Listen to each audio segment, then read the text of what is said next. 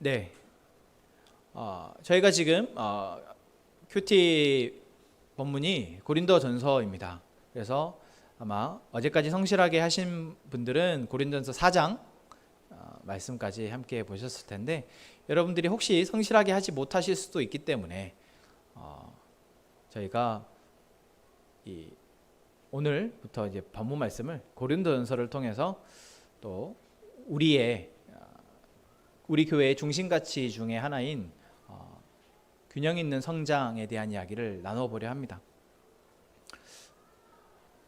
저희 교회 함께 행복한 교회의 풀네임이 여러분 뭔지 아십니까? 하나님 나라 복음으로 함께 행복한 교회입니다. 너무 길기 때문에 그냥 함께 행복한 교회라고 저희가 통칭 줄여서 하죠. 그래서 여러분들도 잊고 계신지 모르겠으나 저희는 하나님 나라 복음으로 함께 행복한 교회입니다. 그리고 그 하나님 나라 복음으로 함께 행복한 교회라는 그 이름이, 교회 이름이 추구하는 방향과 가치는 다른 것으로 행복이 아니라 하나님 나라 복음, 그리고 그 복음으로 우리가 변화되어져서 이제 그 변화되어진 사람들과 함께 공동체를 형성하고, 그리고 그 공동체가 우리 외의 이웃과 온 세상과 함께 행복하도록 하기 위한 그 목적을 가지고 삶을 살아간다라는 것이 바로 함께 행복한 교회에 담겨있는 의미입니다. 너무 거창하죠? 너무 거창한데 이 거창한 것은 저의 생각이 아니라 성경이 그렇게 말하고 있는 바입니다. 그러니까 성경에서 우리가 하나님이 우리에게 하시는 말씀들이, 여러분들이 이거는 못하겠다 라고 하는 것들을 잘 생각해 보십시오. 이웃을 사랑하라, 사랑할 사람은 사랑하고 사랑하지 못할 사람은 사랑을 못하는 것, 이렇게 생각할 수 있지만 하나님이 원수를 사랑하라 라고 말씀하시죠. 그리고 하나님은 우리에게 이 세상이 아닌 하나님의 가치로 삶을 살아가라 라고 말씀하십니다. 그런데 우리는 이미 알고 있습니다. 우리가 삶을 살아가다 보면 그렇게만 살아가기가 어렵다라는 것이죠. 다시 말하면 하나님이 성경을 통해서 우리에게 말씀하시는 어떤 가치, 정신, 또는 삶의 목표와 그러한 삶을 살아가는 방법들은 이상적입니다. 우리의 관점에서 보면, 그러니까 인간의 관점에서 보면은 도달할 수 없는 경지다라는 것이죠.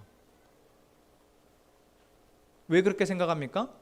우리는 이미 하나님의 경지에서 떨어져 나왔기 때문입니다. 처음부터도 하나님이 만드신 피조물이었지만, 하나님이 처음 우리를 만드실 때, 아담과 하와를 만드실 때는 충분히 그렇게 살아갈 수 있는 존재로 만드셨지만, 우리가 우리의 죄로 인해서 그것이 깨어져 버렸다는 것이죠. 그래서 깨어진 지금 현재 우리는 너무 이상적이다, 그런 삶을 어떻게 살아가냐 라고밖에 느낄 수 없다는 것입니다. 그래서 하나님 나라 복음으로 함께 행복한 교회라는 건 역시도 너무 이상적이고, 목사님 그건 안 될 것 같은데요, 지금 우리 교회 모습을 봐서는 그렇게 되겠습니까? 맨날 이렇게 지지고 볶고 아프고 하면서 서로 각자 다 자신의 문제 때문에 힘들어하고 자기 행복도 건사하기 힘든 이런 모습인데요 라고 생각할 수 있지만, 여러분, 우리의 생각이 어떠하든 우리의 현재의 모습이 어떠하든 그것이 우리의 본 모습이 아니다라는 것입니다. 중요한 것은 우리가 그렇게 할 수 있다는 것이 아니라 하나님이 그것을 계획하셨고 그렇게 되어가도록 우리를 인도하신다라는 것이 중요한 것이죠. 여러분, 우리가 하나님을 믿는다라고 말하는 것은 하나님이 계획하시고 인도하실 것에 대해서 내가 그것을 믿고 거기에 나의 몸을, 나의 생각을, 나의 시간을, 나의 모든 것을 맡기는 것입니다. 내가 모든 것을 맡기면 그 결과 역시도 하나님께 책임지시는 것이기 때문에 우리는 이제 하나님이 책임지시는 나의 삶을 살아가는 것이죠. 제가 얼마 전에 차가 고장이 났습니다. 시동이 안 걸리더라고요. 그래서 이제 보험을 불렀죠. 그래서 보험을 부르는데 그분이 제 차가 좀 크잖아요. 그래서 그냥 이렇게 레카할 수 없다라는 거예요. 그래서 큰 레카차가 와가지고 차를 실어서 가야 된다는 거예요. 제가 그렇게까지는 못하겠네요. 제 차를 못 맡기겠더라고요. 한 번도 제 차를 이렇게 그렇게 레카를 해본 적이 없어서 그런지 제 차를 못 맡기겠더라고요. 여러분, 사실 제 차 하나도 제대로 남에게 선뜻 못 맡깁니다. 여러분, 여러분의 시간 누구에게 선뜻 내어주기가 쉽습니까? 여러분의 돈, 여러분의 마음 누군가에게 그냥 선뜻 주기가 쉽나요? 그럼 다들 연애하고 결혼 잘 하겠죠. 네? 그러면 다 같이 함께 살아가는 공동체 생활을 잘 하겠죠. 자기 것을 쉽게 내어줄 수 있다면요. 근데 우리는 그렇지 않습니다. 우리는 쉽게 내가 가지고 있는 거 뭐 하나도 쉽게 내어놓고 맡기기 어려운 우리의 모습이라는 것입니다. 그런 우리에게 하나님께서 하나님에 대해서 말씀해 주시고 우리에게 이제 내어 놓아라 라고 말씀하시는 겁니다. 이제 너의 모든 것들을 나에게 맡기고 이제 너의 힘이 아닌 나의 은혜로 살아가라 라고 말씀하시는 것이 바로 하나님이 우리에게 지금 하시고 계시는 말씀입니다. 여러분, 지난 한 주의 삶이 어떠했든지, 여러분 어제 하루의 삶이 어떠했든지, 오늘 아침이 어떠했든지, 여러분 그것이 중요한 것이 아니고 지금 내가 오늘 나의 시간과 나의 몸과 나의 모든 것을 누구에게 맡기기를 선택하느냐가 중요하다는 것입니다. 그래서 오늘 저희가 마지막에 불렀던 나의 한숨을 바꾸시는 그 하나님을 경험하셨으면 좋겠습니다. 한숨 푹푹 내쉬고 한 주를 매일 그렇게 푹푹 내쉬고 살았더라도 이제 나의 오늘의 지금 이 시간을 이후의 시간을 하나님께 맡기겠습니다라는 고백이 바로 오늘 우리가 예배 자리에서 드려야 할 고백인 줄로 믿습니다.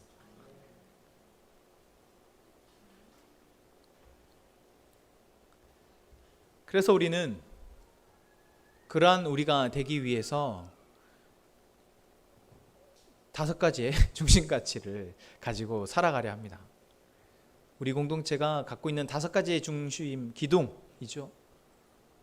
그래서 올해 초부터 저희가 그 5가지 가치들을 가지고 함께 말씀을 나누고 있습니다. 그래서 지난달에 처음으로 저희가 지난달 아니죠. 그 지난달에 4월부터 소망하는 예배, 그러니까 코로나 시국에 맞춰서 소망하는 예배, 우리 예배가, 우리 공동체 예배가 무엇을 지향하고 무엇을 위한 예배이냐, 그리고 단순히 예배는 모여서 드리는 예배가 아니라 우리의 전 삶이 사실 예배여야 하고, 그렇게 우리의 전 삶이 하나님이 보여주시고 약속하시고 이미 이루신 것들에 대한 소망으로 가득 찬 삶이 되는 것, 그것이 바로 예배이다 라는 이야기를 나누었고, 우리 공동체가 계속해서 그렇게 되기를 소망합니다. 또한 지난달 저희가 진실한 공동체라는 또 하나의 주제를 가지고 말씀을 나누었습니다. 우리 공동체는 진실한 공동체를 표방합니다. 그냥 우리는 진실해, 나는 진실해, 그렇게 해서 진실한 공동체가 될 수 없습니다. 여러분, 진실하다는 것은 무엇 앞에 진실해야 됩니까? 하나님 앞에 진실해야 됩니다. 우리는 사실 가면을 쓰고 적당히 나를 감추고 살아가는 게 익숙합니다. 그러다 보니 하나님이 우리를 부르셨고 우리를 하나님의 자녀로 삼아 주셨음에도 불구하고 여전히 하나님이 나를 조금만 보셨으면 좋겠다라고 생각합니다. 아니, 하나님에게서 자꾸 나를 감추려 한다는 거죠. 그럴 수 있습니까? 아니, 그럴 거라고 생각은 하지만 실상 우리는 그럴 수 없습니다. 하나님 우리를 머리에서부터 발끝까지 우리의 모든 생각과 우리의 모든 마음을, 우리 안에 곳곳에 숨겨져 있는 어두운 마음들, 불안한 마음들, 두려움의 마음들을 다 알고 계신 분이 하나님이십니다. 여러분, 그것을 하나님이 모르신다면, 우리가 감추려 한다고 감추어진다면 하나님은 하나님이 아니시라고요. 하나님은 하나님이 아니세요. 여러분, 하나님 앞에 진실하기를 원합니다. 하나님 앞에 진실하고, 내가 하나님 앞에는 그 어떤 것도 감출 수 없다라는 것을 여러분 고백하고, 그것이 우리의 믿음이 되었으면 좋겠습니다. 하나님 날 다 아시잖아. 그래, 날 다 아시는 하나님이 지금 내 상황 모르겠어? 내 감정 모르겠어? 내 마음 모르겠어? 날 다 아시는 하나님이신데, 그래, 날 다 아시는 그 하나님이 어떻게든 하시겠지. 여러분, 오히려 우리가 그렇게 하나님을 믿음으로 나아갈 수 있기를 원합니다. 그렇게 할 때 하나님 우리에게 말씀하시고, 이제 우리가 그 말씀 앞에 진실해져야 한다는 것이죠. 하나님 앞에는 진실한 것 같고 내가 하나님을 정 믿는다 하지만, 정작 하나님이 하시는 말씀에 대해서는 또 거리를 두시는 분들이 있습니다. 말씀하시는 것에 대해서 알려고 하지도 않고, 뭔가 깨달아졌어도 그것에 대해서 내가 애써 무시하려고 하는 분들이 있습니다. 그렇게 해서는 우리는 하나님의 풍성한 삶을 누릴 수 없습니다. 그러한 공동체는 결코 적당히 설교 듣고 적당히 그냥 훈련받고 내 삶이, 내 모습이 어떠한지에 대해서 다른 사람이 알기를 원하지 않는 그러한 모습이라면, 그러한 공동체는 결코 진실한 공동체를 할 수 없고, 진실하지 못한 공동체는, 말씀 앞에, 하나님 앞에 진실하지 못한 공동체는 금방 무너질 수밖에 없다라는 것입니다.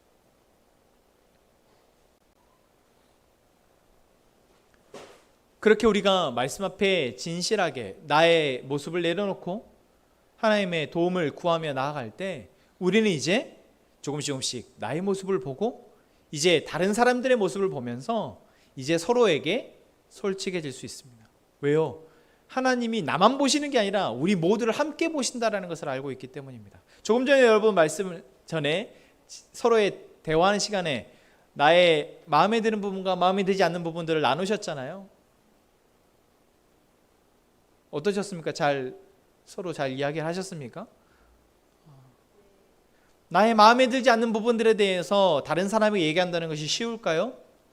어렵습니다. 그런데 자연스럽게 터놓을 수 있다는 것은 무엇입니까?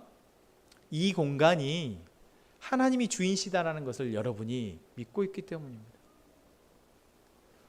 이 자리에 함께 있는 우리 모두의 주관자가 하나님이시라는 사실이 믿어지면, 그리고 우리 모두가 하나님 앞에 진실하고 우리가 어떤 모습이든지 하나님의 말씀 앞에 진실하다는 것이 믿어지면, 여러분 자연스럽게 내 옆에 있는 사람에게 진실하게 나의 허물과 나의 고민과 나의 기도 제목을 내려놓을 수 있다는 것이죠. 내어놓을 수 있다는 것이죠. 그리고 정말 그것을 들었을 때 마음을 다해서 공감하고 이해하고 기도해주고 위로하고 격려해줄 수 있고 응원할 수 있는 것이 바로 진실한 공동체입니다. 여러분, 우리 함께 행복한 교회는 그렇게 진실한 공동체가 되기를 원합니다. 물론 그것은 아까 서두에서 말씀드렸듯이 이상적인 일입니다. 정말 지난한 일이에요. 당장 되어질 일이 아니다라는 것입니다. 그래서 그것까지 가는 과정이 분명히 존재하고 그 시간이 걸립니다.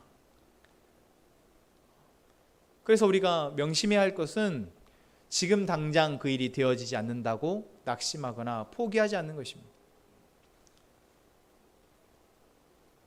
하나님이 약속하신 것에 대해서 그 하나님의 약속하심을 믿고 그 약속하심이 나의 삶 가운데, 우리 공동체 가운데 이루어지기를 기대하는 사람들이 있다면 그것은 조금씩 되어갈 줄로 믿습니다.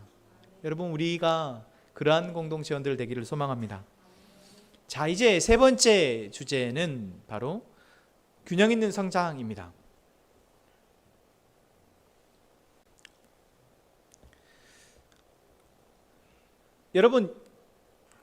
여러분들이 그리스도인이 되었습니다. 맞으십니까?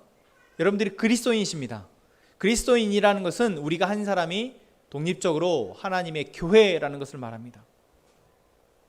그리고 또한 그리스도인들은 하나님이 결코 혼자 두시지 않으신다고 말씀드렸습니다. 하나님은 반드시 그리스도인이 된 사람들을 하나님의 가족으로 서로 묶으셔서 함께 살아가도록, 은혜를 베푸신다라고 우리가 지난달 말씀에서 나누었죠. 그래서 그냥 하나님을 개인적으로만 믿고 다른 사람에 대해서 별로 필요로 하지도 않고 다른 사람에게 나의 시간이나 이런 것들을 쓰려 하지 않는 그런 사람들은 하나님에 대해서 아직 제대로 모르기 때문에 그렇습니다. 그래서 우리가 이제 그리스도인이 되었고 그리스도인 우리가 함께 모여서 교회가 되었습니다. 오늘 저희가 읽은 고린도전서의 말씀은 그 교회 가운데 한 교회에게 쓴 편지입니다. 고린도 교회이죠. 고린도 교회는 아시아에 있는 지역이었습니다. 우리가 생각하는 이 아시아 말고요, 저쪽 유럽에 있는 그 중동 쪽에 있는 아시아입니다. 그 아시아에 있는 한 지역인데 이 고린도라는 지역은 사도 바울이 전도행을 하잖아요. 사도행전에 보면 총 3차에 걸쳐서 전도행을 합니다. 그래서 3번 걸쳐서 이렇게 전도행을 하는 가운데 두 번째 이제 전도행을 복음을 전하러 다니다가 만난 곳이 바로 고린도라는 지역이었습니다. 그곳에 복음을 전하였고 그곳에서 바울이 그래도 시간을 두고 머물면서 그곳에 복음을 전하고 그 복음을 받아들인 사람들이 이제 교회가 되었습니다. 그리고 이제 바울은 또 다른 곳으로 여행을 다니면서 복음을 전하는데 이제 바울에게 그 자기가 복음을 전해서 세워진 고린도 교회의 소식이 들려오는 거예요. 그래서 그들에게 안부 인사 겸 그들에게 당부의 편지를 쓴 것이 바로 고린도 전서입니다. 또한 고린도 후서도 있죠. 그런데 여러분 오늘 우리가 1절부터 9절까지 읽으시면서 여러분들 바울이 고린도 교회에 대해서 어떻게 생각하고 있는지가 혹시 느껴지셨습니까? 다시 한번 보실까요? 자, 고린도전서 1장 1절부터 9절까지 보통 우리가 편지를 쓸 때 앞부분을 뭘 쓰시죠? 누구에게 그리고 그 사람에 대해서 뭐 안부 인사나 뭐 이런 이야기들 하죠. 날씨가 참 좋은데 너는 어떻게 잘 지냈니? 뭐 이런 이야기들을 바울이 편지를 쓸 때도 그렇게 앞부분에는 누구에게 쓰고 있는지 그리고 그 누구에게 대해서 자기의 생각, 자기의 어떤 감정들을 솔직하게 털어놓습니다. 그것이 바로 오늘 저희가 읽은 부분입니다. 이 부분을 보면 그래서 뭐가 보이겠어요? 바울이 고린도 교회를 어떻게 생각하고 있는지를 알 수 있는 것이죠. 다시 한번 볼까요? 1절부터 9절까지입니다. 우리 같이 읽겠습니다. 하나님의 뜻을 따라 그리스도 예수의 사도로 부르심을 받은 바울과 형제 소스데네는 고린도에 있는 하나님의 교회 곧 그리스도 예수 안에서 거룩하여지고 성도라 부르심을 받은 자들과 또 각처에서 우리의 주 곧 그들과 우리의 주 되신 예수 그리스도의 이름을 부르는 모든 자들에게 하나님 우리 아버지와 주 예수 그리스도로부터 은혜와 평강이 있기를 원하노라. 그리스도 예수 안에서 너희에게 주신 하나님의 은혜로 말미암아 내가 너희를 위하여 항상 하나님께 감사하노니 이는 너희가 그 안에서 모든 일 곧 모든 언변과 모든 지식에 풍족함으로 그리스도의 증거가 너희 중에 견고하게 되어 너희가 모든 은사에 부족함이 없이 우리 주 예수 그리스도의 나타나심을 기다림이라. 주께서 너희를 우리 주 예수 그리스도의 날에 책망할 것이 없는 자로 끝까지 견고하게 하시리라. 너희를 불러 그의 아들 예수 그리스도 우리 주와 더불어 교제하게 하신 하나님은 미쁘시도다. 아멘. 어떠신가요? 바울이 고백하는 고린도 교회는 어떤 교회 같으신가요? 네, 바울이 뭔가 감사하는데 그 감사의 내용이 4절에 보면 그렇게 나와 있죠. 하나님께 항상 내가 감사하는데 너희에게 은혜가 있어서 참 감사하다. 그리고 5절, 6절, 7절에는 그 은혜에 대한 이야기가 나와요. 5절에 뭐라고 나오고 있냐면 이는 너희가 그 안에서 모든 일 곧 모든 언변과 모든 지식에 풍족하다. 뭐 하는 거예요? 너희 안에 풍족하는데 언변과 지식이 풍족하다라는 거야. 언변과 지식, 말 잘한다라는 걸까요? 아니요. 하나님에 대한 그리스도에 대한 지식과 그 말들이 참 너희 교회 안에 풍성하구나. 그러니까 교회 안에 하나님과 예수 그리스도에 대한 이야기가 풍성함에 대해서 바울이 칭찬하고 있는 것입니다. 좋은 교회잖아요. 교회 안에 예수님에 대한, 하나님에 대한 이야기가 풍성하게 있는 거예요. 또한 6절에 뭐라고 되어 있습니까? 그리스도의 증거가 너희 중에 견고하게 되어. 그리스도의 증거 무엇일까요? 예수님을 믿는 그 증거, 예수라는 그 십자가의 증거가 그 고린도 교회 성도들 안에 견고하다, 확실하다라는 겁니다. 그러니까 그 고린도 교회 성도들이 확실하게 예수 그리스도의 십자가의 복음을 믿고 있다라는 것입니다. 그것이 견고하다라고 표현되어 있습니다. 얼마나 좋은 교회입니까?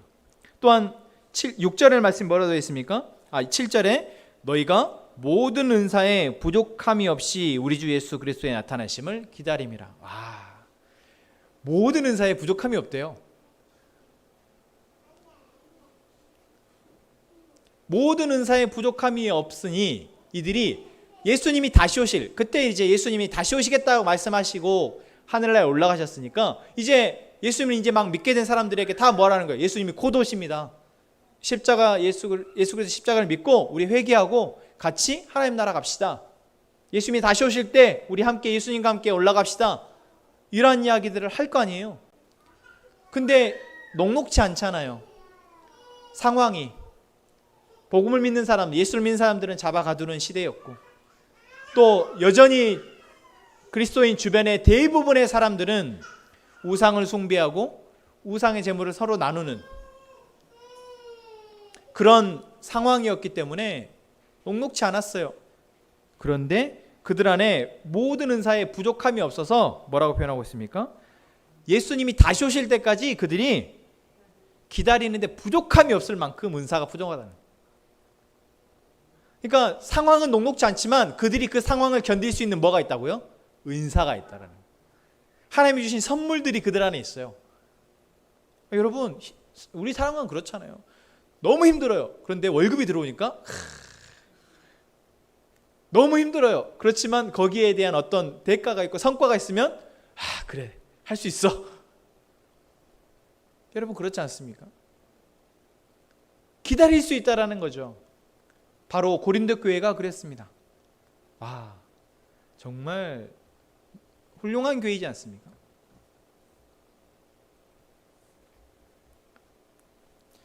바울이 잠시 복음을 전하고 그냥 잠시 전하고 떠났는데도 불구하고 고린도 교회가 이러한 교회였다라는 거예요. 그러고 보면은 참 저희가 막 성경 공부한다고 막 붙들고 있고 매주 이렇게 모여서 예배하고 이렇게 좋은 공간에서 예배하고 자유롭게 예배하고 하는데도 이렇게 견고하지 않은 지금 우리의 교회의 모습들을 보면 참 아이러니합니다. 무엇이 다를까요? 여러분 어떻게 생각하세요? 이들에게는 바울과 같은 훌륭한 사도가 있었지만 바울은 잠깐 머무르고 떠났다고요. 그런데도 이들이 이러한 칭찬을 받을 만큼의 교회가 되었다라는 거 참 대단하죠.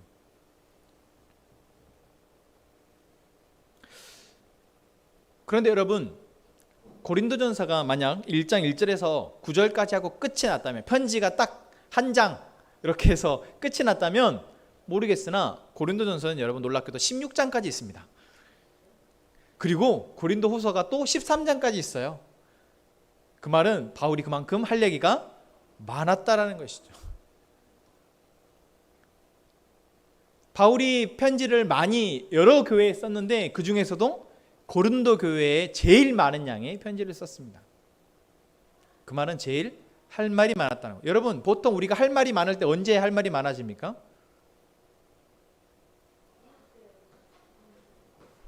물론 우리가 사랑의 대화 같은 경우 밤새워서 막 통화하고 뭐 해도 맞아요. 뭔가 내가 말을 하는데 말이 잘 안 먹히고 이 잔소리가 되어지면 길어지죠. 사실 바울의 고린도 전서와 후서, 고린도 교회에 쓴 편지 또한 그렇습니다. 고린도 교회가 그만큼 바울이 할 말이 많게 신앙생활을 했다라는 것이죠. 오늘 저희가 읽은 4절부터 9절까지만 봐서는 아닌 것 같은데요. 완벽하잖아요. 그들 안에 그리스도에 대한 증거가 확실하고 하나님의 은사가 그들에게 있어서 그들이 예수님이 다시 오실 때까지 기다리는데 부족함이 없다라고 했는데,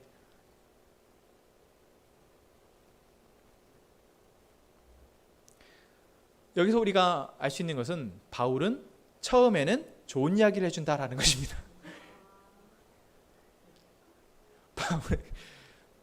바울이 대부분의 서신서에는, 바울이 쓴 교회를 향한 편지에는 항상 서두에 그들의 좋은 점을 풍성하게 칭찬을 하며, 그리고 보통 이렇게 과대포장이라 하죠. 그렇게 칭찬한다라는 것을 우리는 알 수 있습니다. 그렇더라도 사실 그들에게 그러한 씨앗이, 그러한 그들의 모습이 있었기 때문에 칭찬할 수 있다는 것이죠. 하지만 여전히 그들이 바울이 오늘 말한 것처럼 그렇게 예수님이 다시 오실 때까지 그들이 부족함이 없이 지낼 만큼의 은사가 풍성한다거나 그것이 문제가 없다거나 그들 안에 그리스도의 증거가 확실하지는 않았다라는 것입니다. 또한 우리가 이 말씀을 통해서 알 수 있는 것은, 우리가 이렇게 되어지면 우리가 우리의 삶을 살아가는 동안 우리가 흔들리지 않고 하나님이 주시는 풍성한 삶을 누리기에 부족하지 않겠구나. 그러한 교회가 되어진다면 우리가 아무리 세상이 각박하고 아무리 세상이 살기 어렵고 내 삶이 버겁다 할지라도 살 수 있겠구나라는 것을 우리 또한 알 수 있습니다.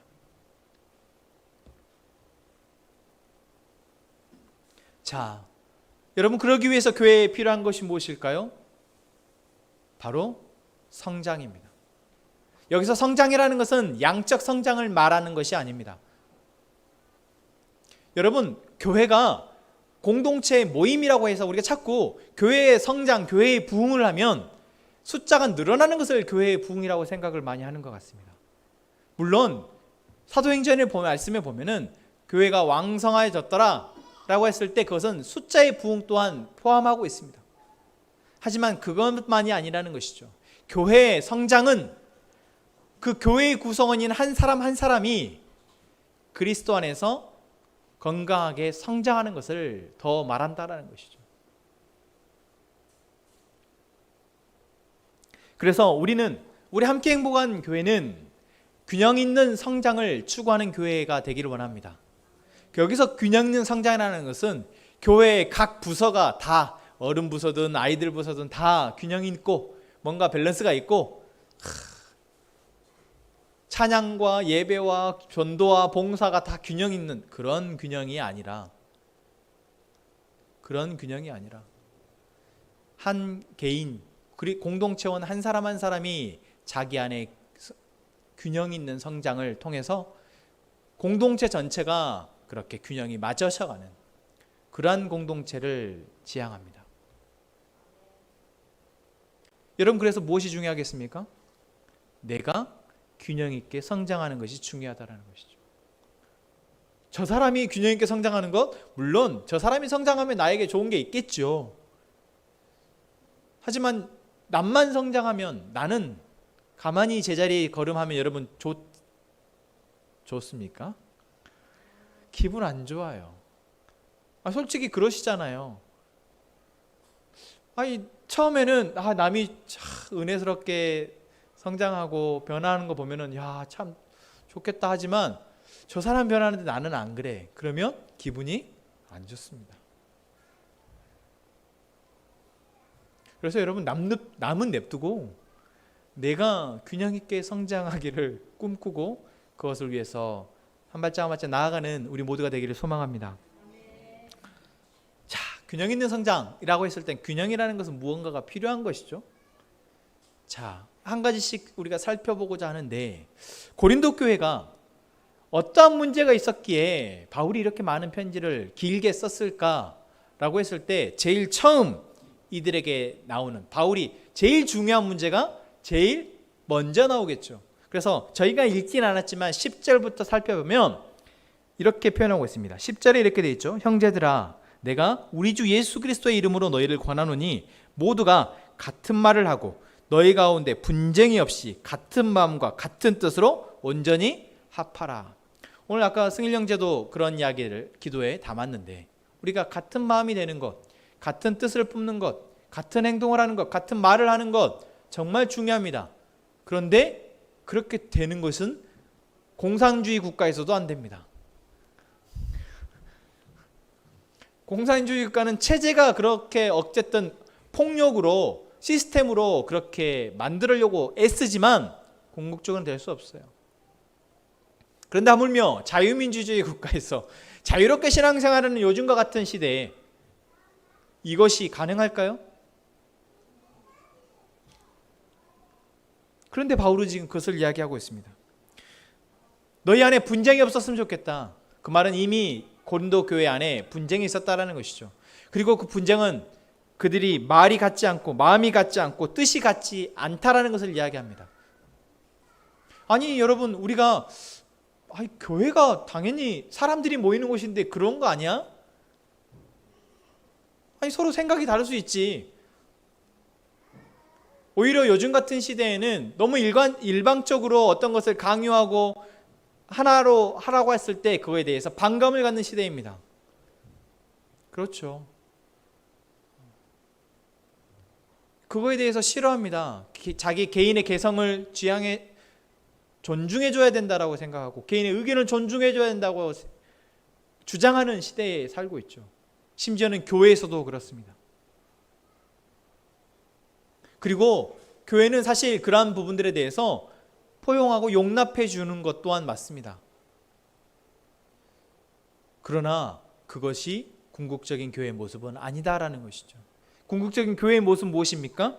오늘 바울이 고백한 것처럼 분쟁이 없이 모두가 같은 말을 하고 같은 마음과 같은 뜻으로 온전히 하나가 되는 것입니다. 여러분, 그렇게 될 수 있습니까? 그렇게 될 수 있을까요? 한번 생각해 보시죠. 지금 한 30초 동안만 어떻게 하면 그렇게 될 수 있을까?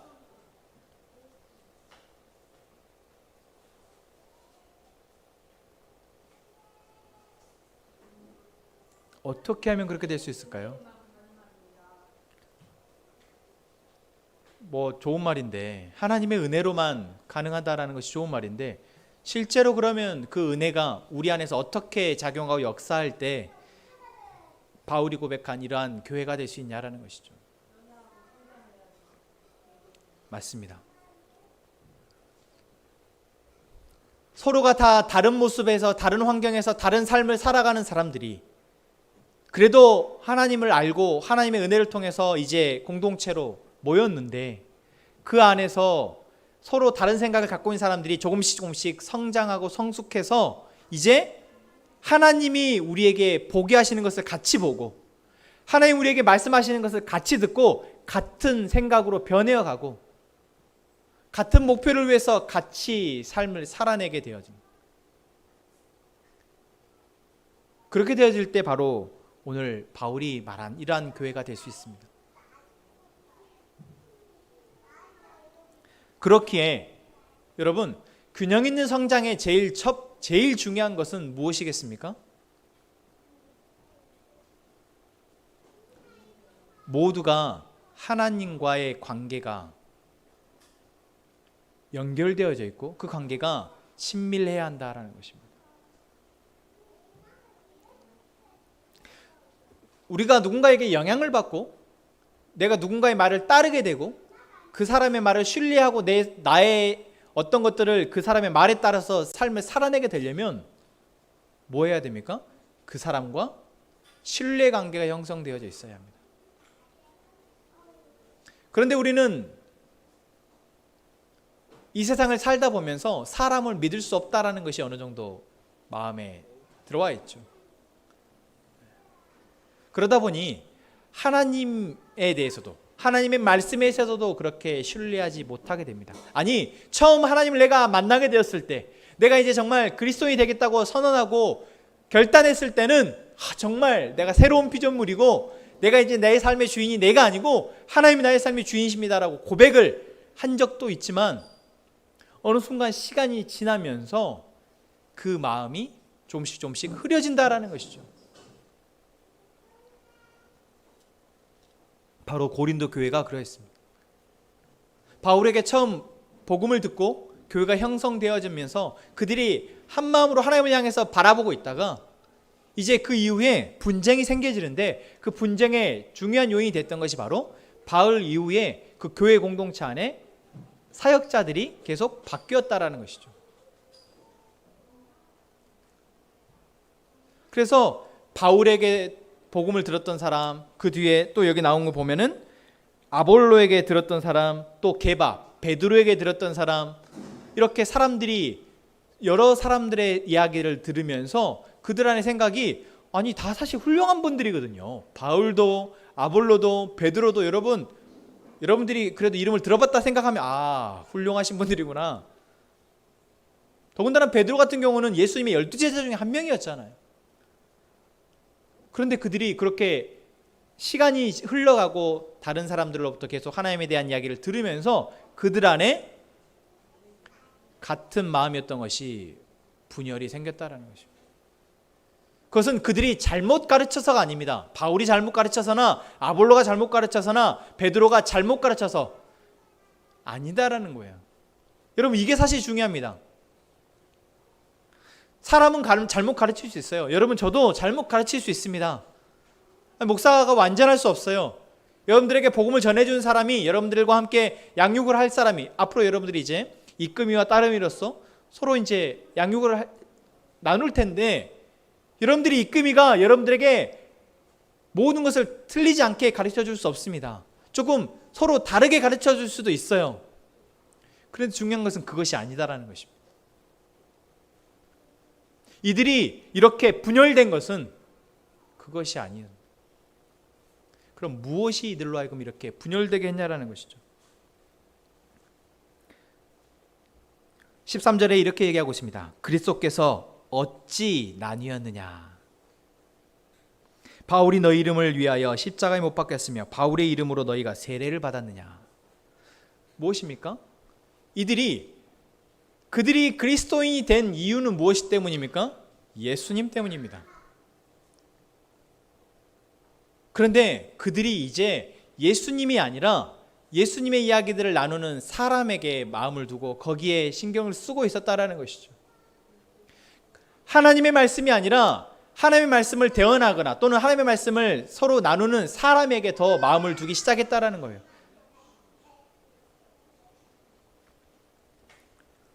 그러면서 성향이라는 것이 생기고 더 선호하는 사람, 선호하는 말씀이 생기고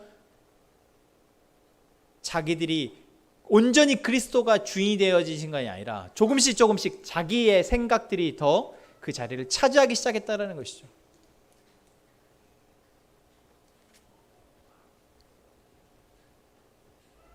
그래서 17절 말씀이 이렇게 표현하고 있습니다. 그리스도께서 나를 보내심은 세례를 베풀게 하려 하심이 아니 오직 복음을 전하게 하려 하심이로되 말의 지혜로 하지 아니함은 그리스도의 십자가가 헛되지 않게 하려 함이라. 여기서 나오는 재밌는 표현이 있는데 말의 지혜로 하지 아니함은 이라고 했을 때 그 뒤에도 바울이 그런 표현을 해요. 자기가 말이 조금 어눌하다, 말이 조금 부족하다. 그러니까 성경학자들이 그렇게 얘기를 합니다. 바울이 글은 참 잘 썼는데 말이 어눌했다는 거예요. 그래서 바울의 글을 본 사람들은 와 진짜 은혜가 된다 말하는데 진짜 바울의 말을 듣는 사람들은 글보다 좀 못하네. 근데 아볼로는 말을 참 잘했거든요. 언변이 뛰어난 사람이었습니다. 서로 다른 사역자가 서로 다른 모습으로 하나님에게 쓰임받고 있는데 그 사람들이 이제 저 사람은 말을 더 잘하니까 나는 저 사람이 더 좋더라. 그래도 우리에게 복음을 처음 전해준 바울이 더 낫지. 야 그렇게 치면은 예수님의 제자인 게바가 제일 낫지. 베드로가 제일 낫지. 나는 베드로가 제일 좋아. 그들 안에 그러한 분열이 생겼다는 거죠. 여러분 그럴 수 있다고요? 여러분 그럴 수 있다고요? 아니 뭐 선호하는 사역자나 선호하는 양육자가 있을 수 있다고요? 그래도 내가 더 마음을 터놓을 수 있는 성도가 있고 더 마음을 터놓을 수 있는 자매가 있고 그래도 내가 다른 사람보다는 저 사람과 이야기하는 것이 더 편하고 좋아, 더 은혜가 돼, 더 힘이 나 있다고요? 뭐 좋은 것 같죠.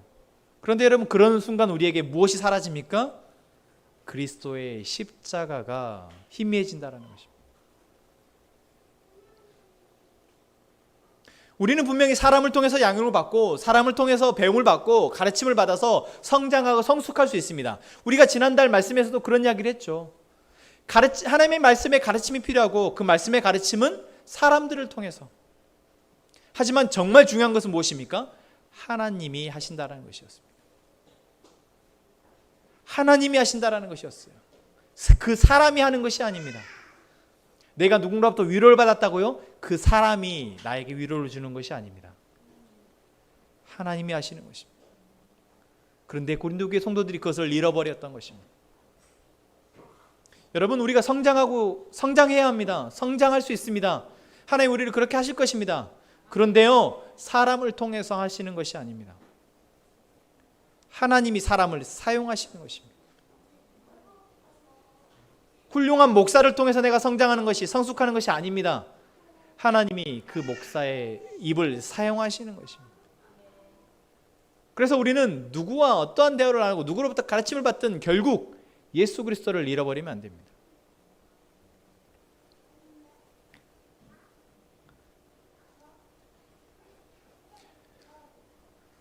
다음 주에 다시 하겠습니다.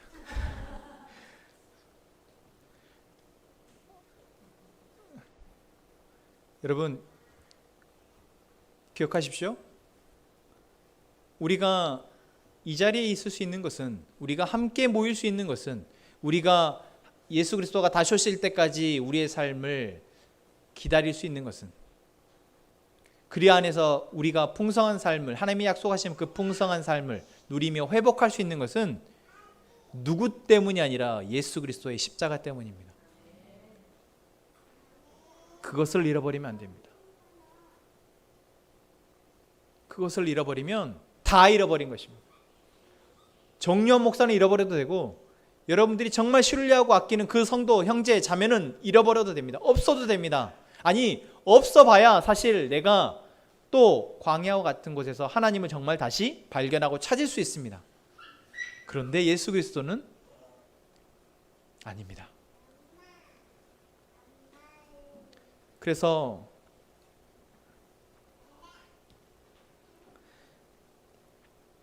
우리가 온전히 오늘 사도 바울이 9절 말씀에서 이렇게 얘기하고 있습니다. 너희를 불러 그의 아들 예수 그리스도 우리 주와 더불어 교제하게 하신 하나님은 미쁘시도다.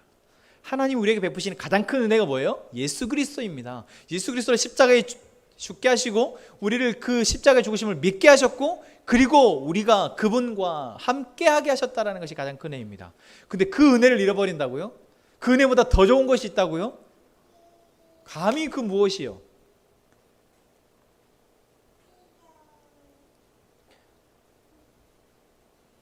하나님이 우리와 예수 그리스도가 우리와 교제하게 하셨습니다. 그 은혜를 계속해서 그 하나님 우리에게 베푸신 그 관계를 가장 중요하게 여기며 우리가 영적 성장을 추구하며 나아갈 수 있었으면 좋겠습니다. 우리 함께 찬양합시다.